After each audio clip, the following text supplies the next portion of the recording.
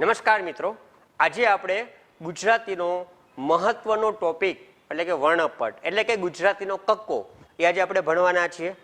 તમને પ્રશ્ન થશે કે ગુજરાતીનો કક્કો એ કોઈ ભણવાનું હોય? એ તો આપણને આવડે છે.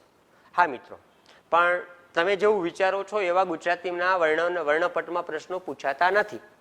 કે ગુજરાતીમાં કેટલા વ્યંજન છે, ગુજરાતીનો પ્રથમ વ્યંજન કયો છે, આવા પ્રશ્ન પૂછતા નથી. કેવા પ્રશ્નો પૂછે છે? તો કે નીચેનામાંથી અનુનાસિક કયો છે, ગુજરાતીમાં અનુનાસિક કેટલા છે, ગુજરાતીમાં અઘોષ વ્યંજન કેટલા છે, ગુજરાતીમાં મહાપ્રાણ કેટલા છે, નીચેનામાંથી મહાપ્રાણ કયો છે, નીચેનામાંથી મરમર વ્યંજન કયો છે, નીચેનામાંથી પ્રકંપી વ્યંજન કયો છે, નીચેનામાંથી પ વર્ગનો વ્યંજન કયો છે, નીચેનામાંથી તાલુ સ્થાનનો વ્યંજન કયો છે. આવા મિત્રો પરીક્ષામાં પ્રશ્નો પૂછાતા હોય છે. તો આમાં કેવા કેવા પ્રશ્નો પૂછાય, કેવી રીતે આપણે એની તૈયારી કરવી, એના વિશે આપણે જોઈએ. તો સૌથી પહેલા આપણે વાત કરીએ છીએ સ્વરની. તો સ્વર કોને કહેવાય? સામાન્ય રીતે તમને બધાને ખબર જ છે કે જેનું સ્વતંત્ર રીતે ઉચ્ચારણ થઈ શકે તેને સ્વર કહેવામાં આવે છે. સ્વરના અલગ અલગ જે પ્રકાર છે. અને હા મિત્રો, યાદ રાખજો કે સ્વર કોઈ દી ખોડો હોતો નથી. સ્વર હંમેશા આખો જ હોય છે અને કોઈ દી અડધો હોતો નથી. ત્યારબાદ આપણે સ્વરના જે પ્રકાર પાડેલા છે એની આપણે વાત કરીએ તો પેલું છે રસ્વ સ્વર, અ ઈ રૂ ઉ. આ સંસ્કૃતની વાત કરીએ તો લૃ પણ આવશે, લૃ. ત્યારબાદ દીર્ઘ સ્વરની વાત કરીએ તો આ ઈ ઉ. જો આ છે ને રસ્વ, રસ્વ એટલે ટૂંકું અને દીર્ઘ એટલે લાંબુ. અહીંયા બોલાશે ઈ, અહીંયા બોલાશે ઈ, ઉ ઉ, એ રીતે બોલાશે. અને સંસ્કૃતમાં દીર્ઘ રૂ પણ આવે છે, પણ આપણે ગુજરાતીમાં આવતો નથી. ત્યારબાદ સંધિ દીર્ઘ સ્વર, સંધિને કારણે જે નવા બનેલા સ્વર છે એની વાત કરીએ તો એ, ઐ, ઉ અને ઔ. આટલા છે એને આપણે સ્વર તરીકે ગણતા હોઈએ છીએ. ઘણા વિદ્વાનો આજે નીચેના બે વિવૃત સ્વર અને સ્વર વ્યંજનના મિશ્રણથી બનેલા સ્વર છે એને સ્વરમાં ગણતા નથી. અલગ અલગ વિદ્વાનોના અલગ અલગ મત છે. ઘણા સ્વરની સંખ્યા 8 કહે છે, ઘણા સ્વરની સંખ્યા 11 કહે છે, ઘણા સ્વરની સંખ્યા 13 કહે છે. વિવૃત સ્વર, વિવૃત સ્વર એટલે આ બાકીના બધા સમૃદ્ધ સ્વર. વિવૃત સ્વર એટલે શું? તો કે અંગ્રેજી ભાષામાં કોઈ શબ્દની શરૂઆત એ કે ઓ થી થતી હોય ત્યારે એ વિવૃત એટલે કે પહોળી માત્રામાં બોલાતા હોય છે. આપણે ગુજરાતીમાં બોલીએ ડોક્ટર, હિન્દીમાં બોલીએ ડાક્ટર. તો ડોક્ટર સાચું કે ડાક્ટર સાચું? બંને ઉચ્ચારણ ખોટા. ડોક્ટર પણ નહીં અને ડાક્ટર પણ નહીં. ખરેખર શું કહેવાય? Doctor. Doctor, camera, aeroplane, October, આ રીતે ઉચ્ચારણ થશે. ઓક્ટોબર બોલીએ છીએ એમને ઓક્ટોબર, એ રીતે એનું ઉચ્ચારણ થશે. તો આવાથી વિવૃત સ્વરની વાત એ અને અ, એ અ, આ રીતે એનું ઉચ્ચારણ થશે. અને સ્વર અને વ્યંજનના મિશ્રણથી બનેલા છે અમ અને અહ. આ જે વાત હતી સ્વરની. ત્યારબાદ આપણે વાત કરીએ વ્યંજનની. વ્યંજન તો જેનું સ્વતંત્ર રીતે ઉચ્ચારણ થતું નથી તેને કહેવાય વ્યંજન. તો પાછો પ્રશ્ન થાય કે સ્વતંત્ર એટલે? સ્વતંત્ર એટલે એકલો હોય ને ત્યારે. હું કહું ખાલી ક, તો આપણે બોલ્યા નહીં, વર્ણ બોલ્યા છીએ. ક ખોડો આપણે બોલી શકતા નથી. ક બોલો, છેલ્લે અ નો બોલાવો જોઈએ. બોલી શકાશે નહીં, અ આવી જ છે. હા, કોઈની સાથે જોડાયેલો ક્લાસ તો ક પછી નથી આવતો, તો ડાયરેક્ટ લ આવી જાય છે. એટલે જ્યારે કોઈ બીજા વ્યંજન સાથે વ્યંજન જોડાય નહીં અથવા કોઈ વ્યંજન બીજા વર્ણ સાથે જોડાય નહીં તો એનું સ્વતઃ એટલે કે એકલો હોય તો ત્યારે એનું ઉચ્ચારણ થતું નથી. હા, ક વત્તા અ, અને આપણે ક બોલીએ છીએ, વર્ણ બોલીએ છીએ. વર્ણનું સૂત્ર છે વ્યંજન વત્તા સ્વર બરાબર વર્ણ. તો ક, કા, કી, કી આપણે બધું બોલીએ છીએ, એ બધું શું છે? વર્ણ છે, એ વ્યંજન નથી. વ્યંજન કેટલા છે? તો ક થી અળ સુધી જેનો છે. પ્રશ્ન થશે ક્ષ અને જ્ઞ. હા મિત્રો, એ વ્યંજન નથી, એ જોડાક્ષર છે. આપણે નેક્સ્ટ ટોપિક આપણે જોડાક્ષરનો ભણશું ત્યારે એમાં એની વિશેષ વાત કરશું. ત્યારબાદ આપણે આ કોષ્ટક દ્વારા છે એ સ્વર વ્યંજનને આપણે સમજીએ. તો સૌથી પહેલા ઉચ્ચારણ સ્થાન, એટલે પરીક્ષામાં એક પ્રશ્ન પૂછે ગુજરાતી ભાષામાં ઉચ્ચારણ સ્થાન કેટલા છે? તો ગુજરાતી ભાષામાં ઉચ્ચારણ સ્થાન 5 છે. ક્યાં ક્યાં? કંઠ, તાલુ, મૂર્ધા, દંત, ઓષ્ઠ. ક્યાં છે? કંઠ, તાલુ, મૂર્ધા, દંત, ઓષ્ઠ. આપણે મુખનો પણ અલગ અલગ ભાગમાં જોઈ શકીએ છીએ. આ કંઠ છે, અહીંયા તાલુ છે, આ મૂર્ધા છે, આ દંત છે અને આ ઓષ્ઠ છે. સ્વરને પણ એ રીતે ગોઠવેલા છે. અ આ છે કંઠ સ્થાનીય છે. ઈ એટલે કે રસ્વ ઈ દીર્ઘ ઈ તાલુમાં આવશે, રૂ મૂર્ધામાં આવશે, ઉ ઓષ્ઠમાં આવશે.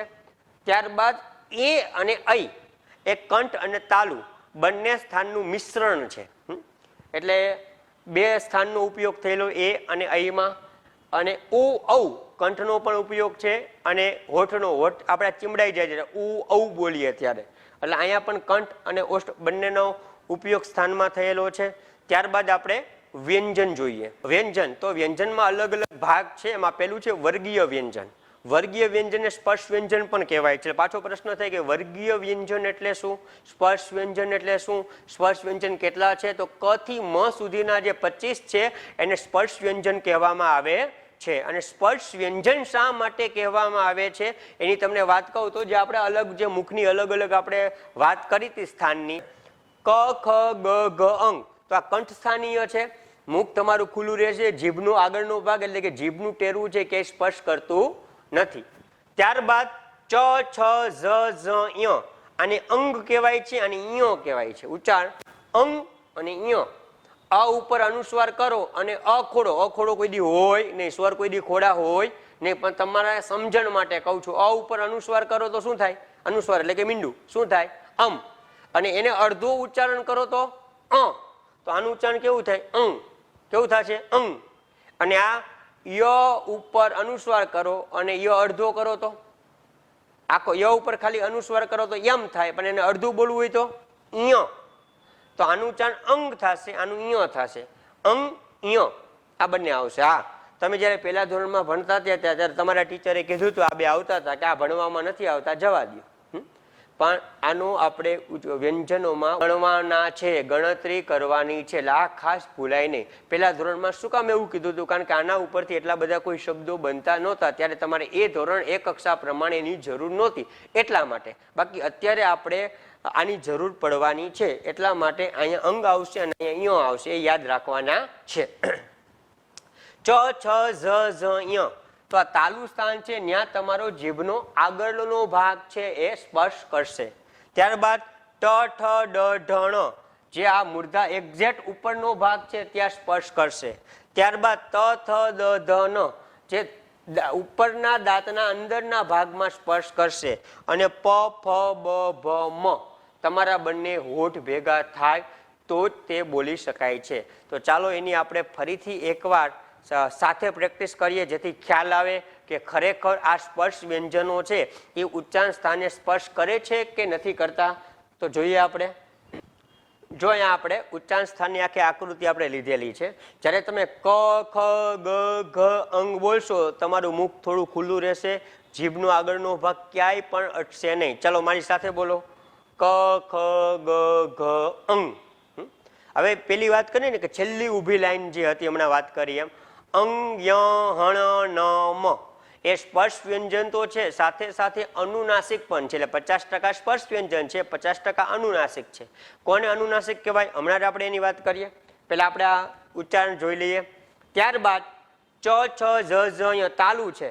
આ જે તમારા મુખ સાવ ઉપર નહીં, એને તાળું ન કહેવાય. ઉપરના દાંતી છે આગળનો ભાગ, જ્યાં ઢોળાવ વાળો ભાગ હોય છે, ત્યાં તમારું જીભનું ટેડું વચ્ચે ચ છ જ જ અને યમાં આટલે આવીને ફરીથી પાછું આવતું રહેશે. મારી સાથે પ્રેક્ટિસ કરો, આઈડિયા આવશે. બોલો, ચ છ ઝ ઝ ય, યમાં આટલું ફરીથી પાછું આવશે. ફરીથી આપણે ચ છ ઝ ઝ ય થાય છે આ રીતે. ત્યારબાદ મૂર્ધા સાવ ઉપર, ટ ઠ ડ ઢ હણ, હણમાં આટલી જીભ તમારી સ્પીડથી પાછી આવશે. ફરીથી ટ ઠ ડ ઢ હણ થાય છે. ત્યારબાદ દંત સ્થાનીય, ઉપરના દાંતના અંદરના ભાગમાં તમારી જીભ છે એ સ્પર્શ કરશે. ત થ દ ધ ન, નમાં શેર ઉપર જતી રહેશે કારણ કે અનુનાસિક છે. ફરીથી ત થ દ ધ ન, નમાં શેર ઉપર જતી રહેશે. અને ઓષ્ઠ્ય પ ફ બ ભ મ, હોઠ ભેગા નહીં કરો, બોલો, નહીં બોલી શકાશે નહીં. હોઠ ભેગા થાય તો જ બોલી શકાય. બોલો, પ ફ બ ભ મ. ખ્યાલ આવી ગયો? અને જો પરીક્ષામાં એવો પ્રશ્ન પૂછાય કે સૌથી સહેલું ઉચ્ચારણ સ્થાન કયું ઉચ્ચારણ માટે, તો ઓષ્ટ્ય વ્યંજન આવશે. એટલા જ માટે બાળક છે ને, નાનું બાળક, એ સૌથી પહેલા ઓષ્ટ્ય વ્યંજનો બોલતા શીખે છે. પા, ફા, બા, ભા આ પેલા શીખે છે. સૌથી પહેલા તો સ્વર શીખે. વ્યંજનની વાત કરું તો, કારણ કે બાળક રોતું હોય ત્યારે આ, ઈ, ઉ, આ શું હોય, રડતું હોય ત્યારે આ બધા સ્વર જ બોલે છે. અને સ્વર પછી વ્યંજન બોલવાની શરૂઆત કરે ત્યારે ઓષ્ટ્ય વ્યંજનથી શરૂઆત કરે છે. તો આ વાત હતી ઉચ્ચારણ સ્થાનની. એટલે તમને હવે પરીક્ષામાં પ્રશ્ન પૂછાય ઉચ્ચારણ સ્થાન, દાખલા તરીકે તમને એવું પૂછે કે પ કયા સ્થાનનું વ્યંજન છે, તો પ વર્ડ ભેગા થયા ઓષ્ટ્ય. ટ કયા સ્થાનનો વ્યંજન, ટ જીભ કેડી ઉપર, તો કયું આવશે, મૂર્ધા. ત કયા સ્થાનનો વ્યંજન છે, ત જીભ છે કોને અડે છે, દાંતને, તો ત્યાં શું છે, દંત્ય વ્યંજન. તો આટલું સહેલું થઈ જશે. આગળ જોઈએ આપણે કે અનુનાસિક. અનુનાસિક કોને કહેવાય, તો જ્યારે આપણે ઉચ્ચારણ કરીએ છીએ ત્યારે 50% નાકનો ઉપયોગ થાય છે, એટલા માટે અનુનાસિક કહેવાય છે. અનુનાસિક કેટલા છે, તો 5 છે. અંગ, ય, હણ, ન, મ. અંગ, ય, હણ, ન, મ. તમે બોલશો ને અંગ, ય, હણ, ન, મ, તો નાકમાં થોડું એવું અહીંયા વાઇબ્રેશન થશે. બોલો તો મારી સાથે, અંગ, ય, હણ, ન, મ થાય છે. નાકનો ઉપયોગ છે એટલા માટે તેને અનુનાસિક કહેવાય છે. બરોબર. અત્યાર સુધી મિત્રો તમને આવો કોઈ દી વિચાર નથી આવ્યો કે ક પછી ખ શું કામ આવે, ખ પછી ગ શું કામ આવે? અને જે તે સમય, આમ તો આ સંસ્કૃત ઉપરથી આવેલું છે ને, સંસ્કૃતમાં જ્યારે આ વર્ણપદ બન્યું હશે, આપણા ઋષિ મુનિઓને બનાવ્યું હશે, ત્યારે આ કોઈ અમસ્તા એની ઈચ્છા પડે એમ ક પછી ખ નથી મૂકી દીધો. તો આખું આ ભાષા વિજ્ઞાન છે. હવે તમને એટલો ખ્યાલ તો આવી જ ગયો કે ક, ખ, ગ, ઘ, અંગ પેલી લાઈનમાં શું કામ આવે, કારણ કે કંઠ્ય છે. ચ, છ, જ, જ, ય શું કામ આવ્યું, કારણ કે તાલુ છે. ક પછી પ ન આવે, શું કામ? પ છે એ ઓષ્ટ્ય વ્યંજન છે. એટલે આટલો ખ્યાલ તો આવી ગયો. પણ હા, તમને પાછો પ્રશ્ન થશે કે ક, ખ, ગ, ઘ, અંગ, અથવા ચાલો અનુનાસિક છેલ્લે આ 4 છે, તો આ 4 આડા અવડા કેમ નથી? આ ખ પેલા આવી શકતો હતો ને, ગ પેલા આવી શકતો હતો ને, ક પછી ખ જ કેમ, ક પછી ઘ શું કામ નહીં? તો એનું પણ કારણ છે, એ આપણે આગળ જોશું. આજે તમને એ પણ ખબર પડી જશે કે ક પછી ખ શું કામ આવે, ખ પછી ગ શું કામ આવે, ગ પછી ઘ શું કામ આવે. તો આ બધાનું એક સાયન્ટિફિક રીઝન છે, અમસ્તા કોઈ મૂકી દીધું નથી. હા, તમને પાછું એક પ્રશ્ન થશે કે સરકારી શાળાઓમાં જે પહેલા બીજા ધોરણમાં પ્રજ્ઞા અભિગમ ચાલુ છે, તો પ્રજ્ઞા અભિગમમાં તો નમગજ પ્રમાણે શીખવે છે, એમાં તો કોઈ કક્કાનો નવો ક્રમ છે. મિત્રો ફરીથી એકવાર કહી દઉં છું તમને કે કક્કાનો ક્રમ કોઈ દિવસ બદલતો નથી. ક, ખ, ગ, ઘ એમ જ ચાલે. તો તમે કહો નમ, ગજ, એ તો બાળકને પેલા આ વ્યંજનો શીખવો એવું પ્રજ્ઞા અભિગમ કહે છે. પ્રજ્ઞા અભિગમ એવું કહેતું જ નથી કે આ નવો ક્રમ છે. બરોબર. તો નમ, ગજ પેલા વ્યંજન શીખવાનું કારણ શું? તો એ કારણ કે નમ, ગજ થી વધુ શબ્દો મળે છે અને એ શબ્દોનો મુહાવરો થાય, એટલા માટે પેલા નમ, ગજ શીખવામાં આવે વ્યંજનો, અને ત્યારબાદ એના શબ્દો છે એનો મહાવરો કરવામાં આવે. પછી આગળ એ રીતે જેમ જેમ શબ્દો જેના મળતા જતા હોય એ રીતે લીધેલા છે. એક રીતે છે, કોઈ કક્કાનો ક્રમ બદલાવવામાં આવેલો પ્રજ્ઞા અભિગમમાં નથી. એટલે આ વસ્તુ પણ ખાસ યાદ રાખજો. આ વાત હતી, આપણે વાત કરી એ હતી સ્પર્શ વ્યંજનની. આગળ જોઈએ આપણે. ત્યારબાદ જોઈએ છીએ આપણે અવર્ગીય વ્યંજન. આ વાત હતી કેની હતી? વર્ગીય વ્યંજન. તો પાછો પ્રશ્ન થશે કે સાહેબ સ્પર્શ વ્યંજન કોને કહેવાય? તો ખબર પડી ગઈ. વર્ગીય વ્યંજન એટલે શું? ઓકે, કઈ વાંધો નહીં, જોઈએ આપણે. તો કે ક થી મ છે એ સ્પર્શ વ્યંજન તો કહેવાય છે, વર્ગીય વ્યંજન પણ કહેવાય છે. વર્ગીય વ્યંજન એટલે આ પહેલી લાઈન છે ને, ક વાળી ઊભી લાઈન, એને વર્ગ કહેવાય. આ ક વર્ગ છે. ક વર્ગમાં કોણ આવે? ક, ખ, ગ, ઘ, અંગ. અહીંયા કોઈ આવશે નહીં. ચ વર્ગમાં ચ, છ, જ, ઝ, ય. આ ય છે પણ ય આવશે નહીં. એટલે તમને એવું પ્રશ્ન પૂછે ગ કયા વર્ગનો વ્યંજન છે? તો ક વર્ગનો. પણ ગ કયા સ્થાનનો વ્યંજન છે? તો કંઠ સ્થાનનો વ્યંજન છે. જો સ્થાનની વાત કરું તો અ, આ, ક, ખ, ગ, ઘ આખી લાઈન હજી આગળ આવશે પણ ત્યાં આવશે. તાલુની વાત કરું ઈ, ચ, છ, ઝ, ઝ, ય આ પણ આવશે. મૂર્ધાની વાત કરું રૂ, ટ, ઠ, ડ, ઢ, હણ, ર બધા આવશે. આગળ જેટલા આવશે એ બધા આવશે. પણ જ્યારે વર્ગની વાત કરું તો ક થી મ સુધી જ આવે. જ કયા વર્ગનો વ્યંજન છે? તો ચ વર્ગનો. જ કયા સ્થાનનો વ્યંજન છે? તો તાલુ સ્થાનનો. ટ કયા વર્ગનો વ્યંજન છે? તો ટ વર્ગનો જ આવે. ટ કયા સ્થાનનો વ્યંજન છે? તો મૂર્ધા સ્થાનનો. એ રીતે અનુનાસિકમાં પણ એ રીતે છે કે અનુનાસિક છે એ પણ વર્ગીય વ્યંજન માટે જ છે, બીજા માટે નથી. કનો અનુનાસિક અંગ, ચનો અનુનાસિક ય, જનો અનુનાસિક ય, પણ યનો અનુનાસિક ય નો થાય. હું એમ કહું ડ નો અનુનાસિક તો હણ, પણ ર નો અનુનાસિક તો ર નો અનુનાસિક જ ના હોય. શું કામે? કારણ કે અનુનાસિક કેટલાને લાગુ પડે છે? વર્ગીય વ્યંજનને. વર્ગ કેટલાને લાગુ? વર્ગ ક્યાં આવશે? તો ક વર્ગ, ચ વર્ગ, ટ વર્ગ, ત વર્ગ અને પ વર્ગ. વર્ગ કેટલા? 5. એ કોને લાગુ પડે? વર્ગીય વ્યંજનને જ. અનુનાસિક કેટલા? 5. એ કોને લાગુ પડે? એ પણ વર્ગીય વ્યંજનને જ લાગુ પડશે. જે વર્ગીય વ્યંજન નથી એને શું કહેવાય? અવર્ગીય વ્યંજન. વાત પૂરી. ઓકે, તો હવે આપણે અવર્ગીય વ્યંજનની વાત કરીએ છીએ. અવર્ગીય વ્યંજનમાં પણ ભાગ છે. એમાં પહેલો ભાગ છે અંતસ્થ. અંતસ્થના પણ પાછા 3 ભાગ છે: અર્ધસ્વર, પ્રકંપી, પાશ્વિક, થડકાળ વાળો. તો સૌથી પહેલો પ્રશ્ન તો એ જ થાય કે અંતસ્થ એટલે શું?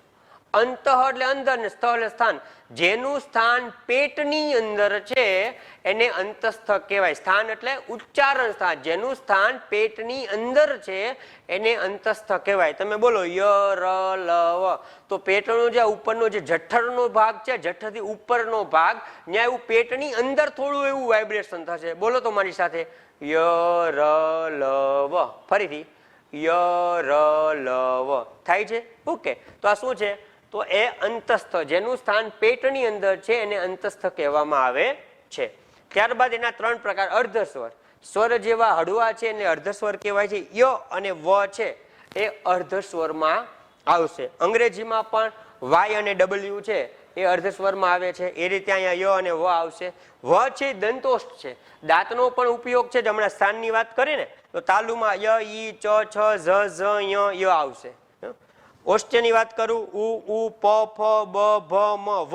પણ વ છે ફક્ત ઓષ્ટ્ય નથી, દંતનો પણ ઉપયોગ છે. તમે વ બોલશો ને તો ઉપરના દાંત નીચેના હોઠને અડશે. બોલો તો વ. ઉપરના દાંત નીચેના હોઠને સ્પર્શ કરશે. બોલો તો વ અડે છે, એટલા માટે એને દંતોષ્ઠ કહેવાય. જે પરીક્ષામાં પૂછાઈ ગયો, હજી પણ પૂછે કે નીચેનામાંથી દંતોષ્ઠ વ્યંજન કયો છે? તો આવશે વ. પછી પ્રકંપી વ્યંજન, આ પણ પરીક્ષામાં પૂછાઈ ગયેલો છે. પ્રકંપી વ્યંજન કયો છે? એકમાત્ર ર છે. અર્ધસ્વર કે તો 2 આવશે, ય અને વ. પ્રકંપી વ્યંજન કે તો 1 આવશે, ર. રમાં જેટલું પ્રકંપ ઉત્પન્ન થાય છે એટલું એકમાં નથી થતું. અને એક એવો શબ્દ તમને યાદ કરાવું જેનાથી તમે પ્રકંપી વ્યંજન ક્યારેય નહીં ભૂલો. કયો? અર. અર. ચાલો, અર. આવું જે આમાં જેટલું વાઇબ્રેશન થાય છે એક પણ શબ્દ બતાવો ગુજરાતીમાં. છે? નથી. અરમાં ર છે ને તો ર કેવો આવશે? પ્રકંપી. યાદ રાખી લેજો. અને ત્રીજો આવશે પાશ્વિક થડકાર વાળો વ્યંજન. એમાં શું આવશે? લ. આ વાત હતી અંતસ્થ. અંતસ્થ કેટલા છે? 4 છે. એમાં અર્ધસ્વર કેટલા છે? 2, ય અને વ. પ્રકંપી કેટલા? 1. કયો છે? ર. અને પાશ્વિક થડકાર વાળો વ્યંજન કયો છે? તો આવશે લ. ત્યારબાદ આગળ જોઈએ આપણે ઉષ્માક્ષર સંઘર્ષી વ્યંજન. સંઘર્ષી વ્યંજન પણ કહેવાય છે અને ઉષ્માક્ષર વ્યંજન પણ કહેવાય છે. ઉષ્માક્ષર વ્યંજન કેટલા છે? તો 4: શ, શ, સ અને હ. વિસર્ગ છે ને એ અડધો આ દંત્ય સ અથવા તો સગડીનો સ, જે કયો એ તમે એક જ છો. વિસર્ગ બરાબર અડધો સ થશે. એટલે શ, શ, સ અને હ આ ઉષ્માક્ષર છે. પાછો પ્રશ્ન થાય કે ઉષ્માક્ષર એટલે શું? ઉષ્માક્ષર કેટલા? તો ઉષ્માક્ષર જોઈ શકો ઉષ્માક્ષર કેટલા છે? 4. પણ ઉષ્માક્ષર કહેવા કોને? આ ઉષ્માક્ષર છે કેમ ખબર પડે? તો જ્યારે આપણે આ વ્યંજનોનું ઉચ્ચારણ કરીએ છીએ ત્યારે આપણા શરીરની અંદરથી ઉષ્મા ઉત્પન્ન થાય છે, એટલા માટે આને ઉષ્માક્ષર કહેવામાં આવે છે. તમે હાથ રાખીને બોલો શ, શ, સ. પછી ફ બોલજો, ફ માં ઠંડી હવા આવશે. બોલો તો શ, શ, સ. બોલો ફ. ઠંડી એવી શું કામે? કારણ કે ફ છે એ કોઈ ઉષ્માક્ષર નથી. ખ્યાલ આવી ગયો? એટલે આ 4 છે ઉષ્માક્ષર છે. અને એમાં પણ હ છે એ મર્મર વ્યંજન છે. હ છે મર્મર વ્યંજન. આ બેમાં ખાસ કન્ફ્યુઝન થશે. પ્રકંપીમાં ર આવશે, મર્મરમાં હ આવશે. ઓપ્શનમાં 2 આપશે. ગમે પ્રશ્ન પૂછે, મર્મર વ્યંજન પૂછે પણ તો પણ ભલે, અને પ્રકંપી પૂછે તો પણ ભલે. મર્મરમાં યાદ રાખવાનું મમરા હળવા. મર્મર એટલે મમરા અને હળવાનો હ. મમરા હળવા, આવું યાદ રાખવાનું. મમરા હળવા.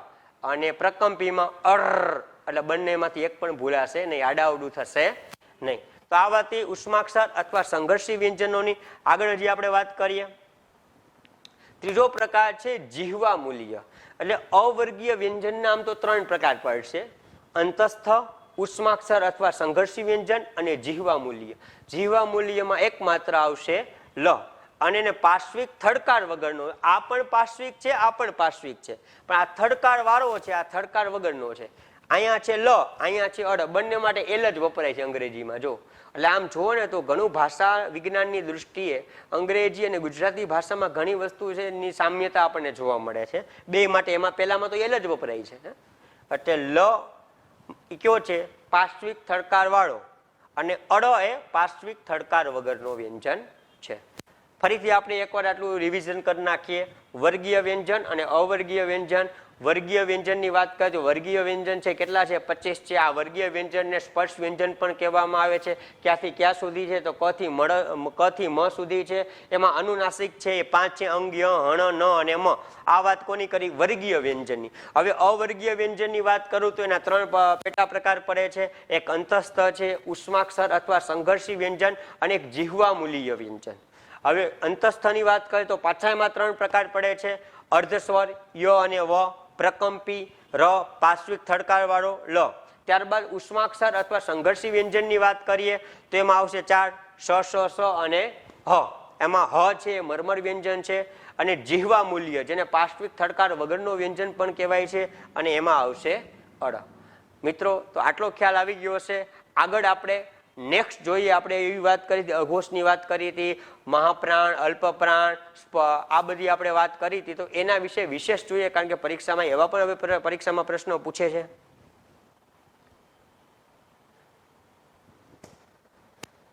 ત્યારબાદ આપણે જોઈએ છીએ ઘોષ અને અઘોષ. પાછો પ્રશ્ન થાય કે ઘોષ એટલે શું, અઘોષ એટલે શું? તો જેના ઉચ્ચારણ કરતી વખતે વાઇબ્રેશન ઓછું થાય. જો વાઇબ્રેશન તો થાય જ જ્યારે ઉચ્ચારણ કરો ત્યારે, પણ જ્યારે વાઇબ્રેશન ઓછું થાય તો અઘોષ, અને વાઇબ્રેશન વધુ થાય તો ઘોષ. નથી આઈડિયા આવતો? આપણે જોઈએ. જો આ 2 પટ્ટા અને 3 સ, આ છે ને અઘોષ છે, બાકીના બધે ઘોષ. જો બોલો ક, ખ, ગ, ઘ. ક, ખ કરતા ગ, ઘ માં વાઇબ્રેશન વધુ થશે. જો ચ, છ, ઝ, ઝ, ટ, ઠ, ડ, ધ, ત, થ, દ, ધ, પ, ફ, બ, ભ. આના કરતા આમાં વાઇબ્રેશન વધુ થાય છે. તો જેમાં વાઇબ્રેશન ઓછું થાય એ અઘોષ, અને વાઇબ્રેશન વધુ થાય તે ઘોષ. તો અઘોષ વ્યંજન કેટલા છે? કની ઊભી લાઈન, ખની ઊભી લાઈન. કેટલા થયા? 10 અને 3 સ, 13 થયા. એટલે અઘોષ વ્યંજન કેટલા? તો 13 આવશે. ઘોષ વ્યંજન કેટલા? તો સિમ્પલ. હવે જે આપણા 34 વ્યંજન છે, 34 માંથી તમે આટલા કાઢી નાખો, 34 માંથી તમે આટલા બાદ કરશો 13, એટલે કેટલા આવશે? 21. તો 21 છે શું છે? એ ઘોષ વ્યંજન છે. અને સ્વર બધા ઘોષ જ હોય છે, એટલે આ પણ ખાસ યાદ રાખજો. હવે તમને એ આઈડિયા આવી ગયો હશે કે ક, ખ પેલા શું કામ, ગ, ઘ પછી શું કામ એ છે. પાછો પ્રશ્ન થાય કે ખ પેલા કેમ નહીં, ક જ શું કામ પેલા? તો એનું પણ રીઝન છે, એ આપણે આગળ જોઈએ. આ વાત આપણે કરી ઘોષ અને અઘોષની. ત્યારબાદ આપણે વાત કરીએ છીએ અલ્પપ્રાણ અને મહાપ્રાણ. અલ્પપ્રાણ એટલે શું અને મહાપ્રાણ એટલે શું? પાછો પ્રશ્ન થશે. તો જેમાં ઉચ્ચારણ કરતી વખતે શક્તિનો ઓછો ઉપયોગ થાય એ અલ્પપ્રાણ, અને વધુ ઉપયોગ થાય તે મહાપ્રાણ. બસ સિમ્પલ આટલું જ છે. જો અલ્પપ્રાણથી શરૂ થશે, અલ્પપ્રાણ મહાપ્રાણ, અલ્પપ્રાણ મહાપ્રાણ, અને છેલ્લે આ ઉષ્માક્ષરો છે મહાપ્રાણ. આ રીતે આપણે યાદ રાખશું. ખની ઊભી લાઈન, ઘની ઊભી લાઈન અને ઉષ્માક્ષરો, આટલું મહાપ્રાણ, બાકી બધું અલ્પપ્રાણ. તમને એક સાથે વ્યંજનો બોલતા હોય તો બોલવામાં થાક ન લાગે, એટલે અલ્પપ્રાણ મહાપ્રાણ, અલ્પપ્રાણ મહાપ્રાણ એ રીતે લીધેલું છે. જો બોલો ક, ખ. કમાં જેટલો બોલવામાં શક્તિનો ઉપયોગ કરે ને એના કરતા ખમાં વધારે કરવું પડશે. શું કામ? એ મહાપ્રાણ છે. ક, ખ, ગ, ઘ આમાં વધુ થશે. પછી બોલો ચ, છ, ઝ, ઝ. આમાં જે જીભ આપણે ઉપરના ભાગમાં સ્પર્શ કરાવતા હતા એના કરતા છ અને જમાં વધારે દબાવવી પડશે. જો ચ, છ, ઝ, ઝ. પછી મૂર્ધામાં ટ, ઠ, ડ, ઢ થાય છે. પછી દંત્યમાં ત, થ, દ, ધ. ઓષ્ટ્યમાં હાથ રાખીને બોલો પ, ફ. ફમાં વધારે હવા છે. બોલો પ, ફ, બ, ભ. તો તમે જોવો છો કે ફ અને ભમાં વધારે આવે. શું કામે? મહાપ્રાણ છે. તો હવે તમને અલ્પપ્રાણ અને મહાપ્રાણનો પણ ખ્યાલ આવી ગયો હશે. હવે વાત કરીએ આપણે સ્ફોટક વ્યંજન. તો પ્રશ્ન થાય કે સ્ફોટક વ્યંજન એટલે શું? તો જ્યારે આપણે ઉચ્ચારણ કરતી વખતે ફેફસામાંથી વિસ્ફોટ સાથે જેનું ઉચ્ચારણ થાય તો આપણે એને કેમ યાદ રાખવા? તો કે ક, ગ, ટ, ઠ, ડ, ત, થ, દ, પ, બ અને ભ. આમાં પણ પાછા બે પ્રકાર પૂછી લઈએ, અઘોસ્ફોટક વ્યંજન અને ઘોસ્ફોટક વ્યંજન. પેલી બે ઊભી લાઈન છે શું છે? અઘોસ્ફોટક. અને બાકીના જે આવશે કેમાં આવશે? ઘોસ્ફોટક વ્યંજનમાં આવશે. હવે આ બધું જ આપણે જે ભણ્યા છીએ એ બધાને ફરીથી એકવાર રિવિઝન કરી નાખીએ. આપણે જે કાંઈ ભણ્યા છે ને ફરીથી આખે આખું આપણે એક જ કોષ્ટક દ્વારા, એક જ સ્લાઇડ દ્વારા ફરીથી આપણે આખું રિવિઝન કરી નાખીએ. સૌથી પહેલા આપણે વાત કરીએ સ્થાન, તો કંઠ તાલુ, મૂર્ધા, દંત અને ઓષ્ટ. એમાં સમૃદ્ધ સ્વરની વાત કરીએ, અ, આ, ઈ, રૂ, એ, ઐ, ઉ, દીર્ઘ ઉ, ઓ, ઔ. આ છે કંઠ તાલુ છે, એ, ઐ. ઓ, ઔ છે કંઠ અને ઓષ્ટ્ય છે. ત્યારબાદ વિવૃત સ્વરની વાત કરીએ તો એ અને ઓ આવશે.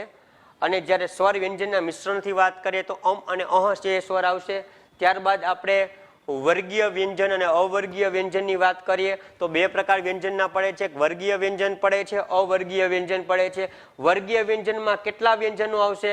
25. ટોટલ કેટલા છે? 34. તો અવર્ગીય વ્યંજનમાં કેટલા આવશે? 34 માંથી 25 બાદ કરો તો અવર્ગીય વ્યંજન 9 આવશે, વર્ગીય વ્યંજન 25 આવશે. કારણ કે આવા આંકડા પણ પરીક્ષામાં તમને પૂછી શકે છે. વર્ગીય વ્યંજનમાં વર્ગીય વ્યંજન છે એમાં કોનો સમાવેશ થાય છે? તો સ્પર્શ વ્યંજનનો થાય છે. સ્પર્શ વ્યંજન કેટલા છે? એ પણ 25 છે. ક્યાંથી ક્યાં સુધી છે? તો ક થી મ સુધી છે. એમાં અનુનાસિક ક્યાં છે? તો છેલ્લી ઊભી લાઈન છે. તો અનુનાસિક કેટલા છે? 5 છે. ક્યાં ક્યાં છે? અંગ, ય, હણ, ન અને મ. ત્યારબાદ આપણે અવર્ગીય વ્યંજનની વાત કરીએ તો અવર્ગીય વ્યંજનમાં કેટલા પ્રકાર પડે છે? 3 પ્રકાર પડે છે, અંતસ્થ, ઉષ્માક્ષર અથવા સંઘર્ષી વ્યંજન, અને ત્રીજું આવશે જીહ્વામૂલીય. અંતસ્થમાં પાછા કેટલા પ્રકાર પડે છે? 3 પ્રકાર પડે છે. એક છે અર્ધસ્વર. અર્ધસ્વરમાં ક્યાં આવશે? ય અને વ. એમાં વ છે દંતઓષ્ઠ છે. પછી આવશે પ્રકંપી વ્યંજન, એમાં આવશે ર. અને પાર્શ્વિક થડકાર વાળો વ્યંજન આવશે, એમાં આવશે લ. ઉષ્માક્ષરની વાત કરીએ તો સ, સ, સ અને હ. આ ચારે ચાર છે ઉષ્માક્ષર છે. અને જીહ્વામૂલ્ય છે એને બીજું આપણે પાર્શ્વિક થડકાર વગરનો વ્યંજન કહીએ છીએ, તેમાં આવશે અળ.